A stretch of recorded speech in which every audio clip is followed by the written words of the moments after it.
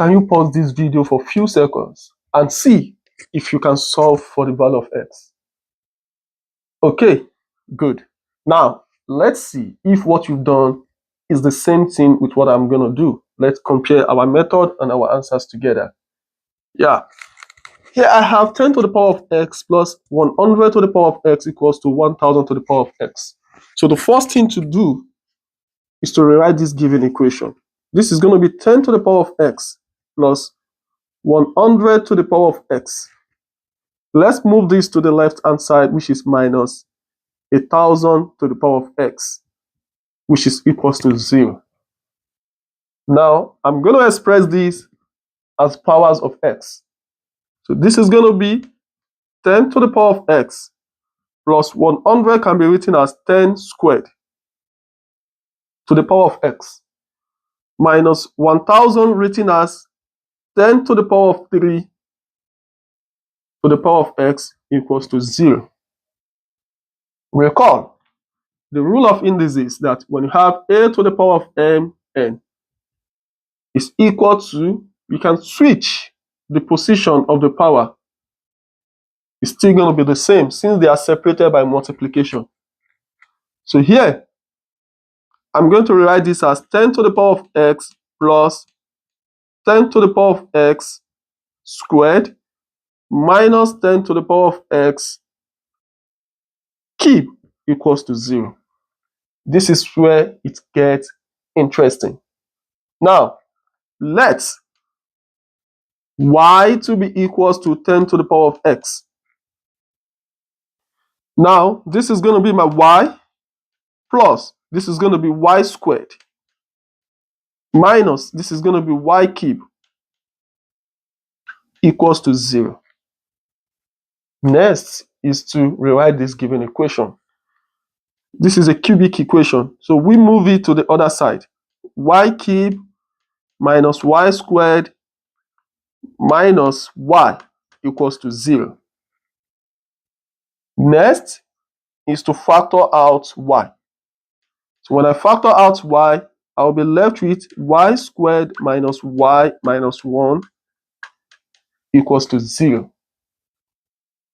Now, from here, I can have two given equations. Y can be equals to 0, and this quadratic can also be equals to 0. So here I have y equals to 0, and I have my y squared minus y minus 1 equals to 0. So here I have two values for x, y. So let me call this my y1. Okay, and let me box it.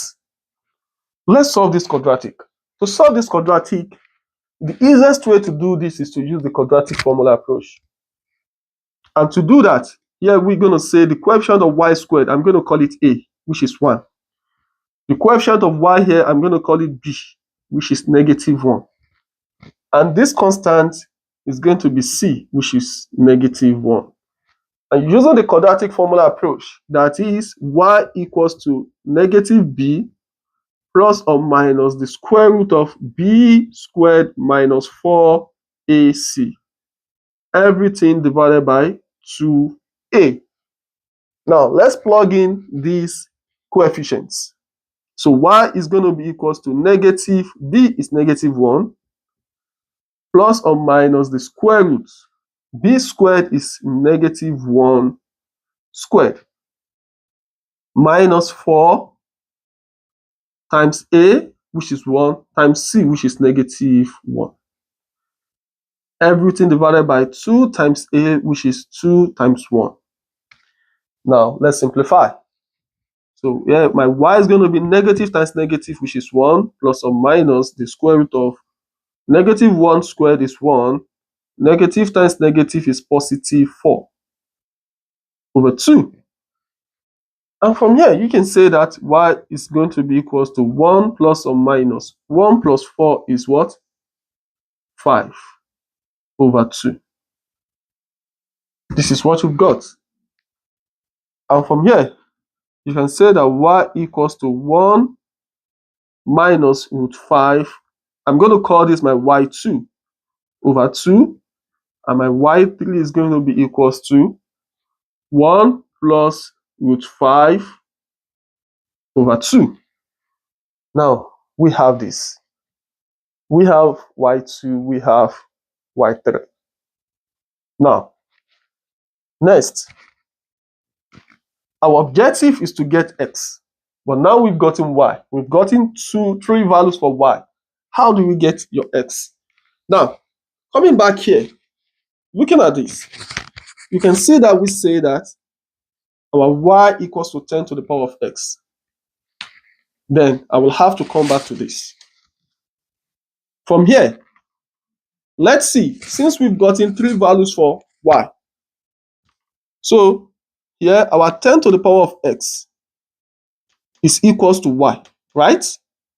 But when your y is equals to 0, so we want to see, will your 10, this is the first part, will 10 to the power of x be equals to 0? For what value of x will make 10 to the power of x to be equals to 0?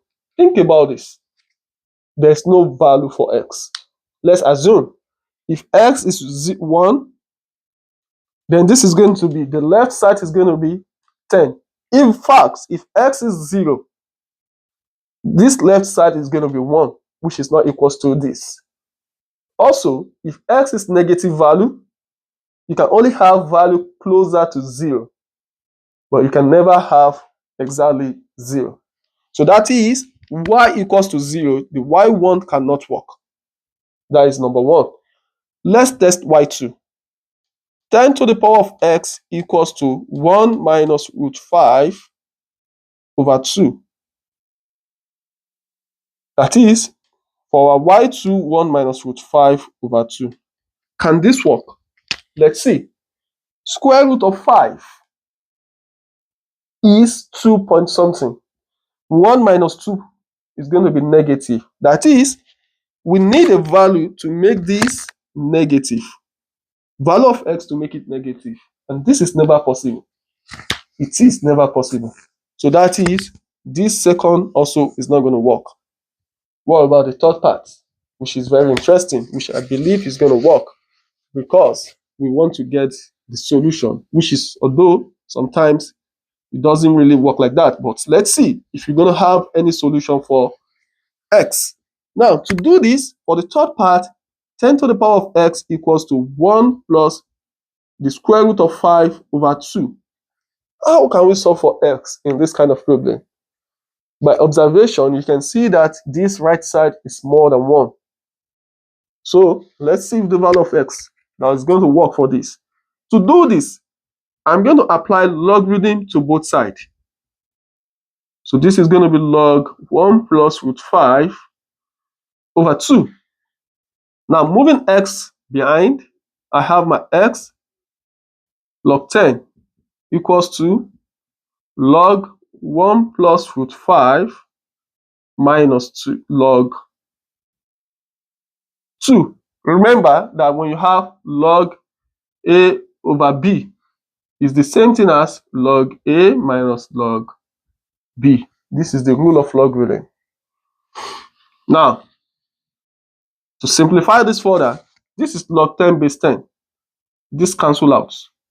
So here I'm going to have my x equals to log 1 plus root 5 minus log 2. So this is the final answer for my x. If you have an alternative way to do this, let me see. Put it in the comment section so that we can think about it together. And if your answer is the same thing with what I did, let me know also in the comment section. If you enjoyed this video, follow for more. I usually upload videos like this. Thank you. See you next time. Bye.